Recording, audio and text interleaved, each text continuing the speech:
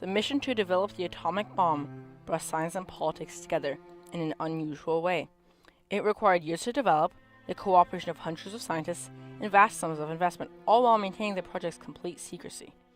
The impact of the US-built atomic bomb had a broad effect on human history. The bulk of the development was led on by a weapons race. As World War II raged on, more destructive and terrifying weapons have been used to cause mass destruction. The biggest motivation of the US effort in developing the atomic bomb was the desperate need to beat Nazi Germany, who it was believed was developing their own atomic bomb. It was vital that the Germans should not be the first to bring atomic weapons into the field of battle. Furthermore, if we should be the first to develop the weapon, we should have a great new instrument for shortening the war and minimizing destruction. President Roosevelt particularly spoke many times of his own awareness of the catastrophic potentialities of our work. But we are at war, and the work must be done. I therefore empathize that it was our common objective throughout the war to be the first to produce an atomic weapon and use it. Henry L. Stimson, Secretary of War, 1941 to 1945. In 1934, Enrico Fermi was studying atoms by shooting neutrons into the nucleus of an atom when he noticed a strange thing happening with the nucleus of uranium. Otto Hahn and Franz Strassmann figured out that the atom was splitting into almost equal parts, but when weighed, it was not the same weight. A little bit had disappeared. A theory was developed that the missing matter had turned into energy, just as Albert Einstein had theorized. If true, it meant that if enough atoms could be split, a tremendous energy source could be formed. Soon, Germany had cut the export of uranium, which led to the assumption that they were developing a bomb. Because of this, in 1939, scientist Leo Szilard convinced Albert Einstein to assist him in warning President Roosevelt. Einstein agreed and sent a letter to President Roosevelt informing him of the danger. Eventually, President Roosevelt created an advisory committee to investigate uranium. On December 7, 1941, the Japanese carried out a surprise attack on the U.S. naval base Pearl Harbor, without first declaring war, which was a war crime. The United States declared war on Japan on December 8, 1941. 3 days later, the U.S. Congress declared war on Germany and Italy directly after they declared war on us. In June 1942, the Advisory Committee on Uranium told President Roosevelt that an atomic weapon might change the outcome of the war. Upon hearing this, President Roosevelt ordered the Army Corps of Engineers to make an atomic weapon. The Army Corps of Engineers immediately made a top-secret division called the Manhattan District. It was later known as the Manhattan Project. The second task they had was to shut down all discussions of the topic, as it was standard among scientists to share their discoveries. Soon, General Groves took over the program, wasting no time in selecting Los Alamos as a new location for the lab. The desert location was easy to monitor and very secure. Immediately, the building of the new lab was underway. Next, General Groves needed a place to isolate the right isotope of uranium. He soon found a place in Oak Ridge, Tennessee. Another location was set up in Hanford, Washington, to make plutonium using reactors and chemical processing.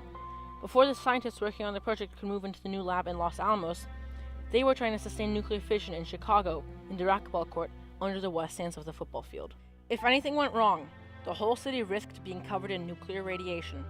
Luckily, everything went as planned. After 2 days, they were finally able to create self-sustaining nuclear fission. Before long, they were working out of the new lab. They needed to hire additional staff. Those people were not told where they were going or what they would be doing, only that it was top secret. Again, the director tried to shut down conversations between departments responsible for different components of the bomb. After several years, working 18-hour days, scientists completed 2 atomic weapons, each designed differently. One design was made with uranium and constructed like a gun, which they knew would work. The other was made with plutonium and used an implosion device that needed further testing. They only had enough plutonium for a single test and then a single bombing. They eventually decided to test it, but their test was delayed by bad weather. They also did not know how powerful or far-reaching the damage would be, so scientists were sent to stay at separate locations some distances apart to test the radiation levels. On July 16, 1945, at 5:29 a.m., the first atomic weapon was tested successfully. They soon sent a message to President Truman, who was overseas negotiating the division of Germany. The message said, "Operated on this morning. Diagnosis not yet complete, but results seem satisfactory and are already exceeding expectations. This meant that testing had gone well and the weapon was very powerful. The Allies offered the Japanese Emperor a plan for surrender, which he refused. The United States had been planning to invade Japan in November with the potential cost of an estimated 300,000 American soldiers' lives. But since the Japanese refused to accept the Allies' offer to surrender, President Truman now had the option to use the atomic bomb. On August 6, 1945, President Truman decided to drop the first atomic bomb made with uranium on Hiroshima, Japan. 3 days later, with Japan still refusing to surrender, the United States dropped a second atomic bomb on Nagasaki, Japan, this time made with plutonium. The use of the atomic bomb brought the war to a quick close, but at a high cost of Japanese life. The U.S. wanted to avoid an invasion of Japan, which would have cost thousands of more American and Japanese lives. At the time, scientists were divided on whether it was right to use such a destructive weapon.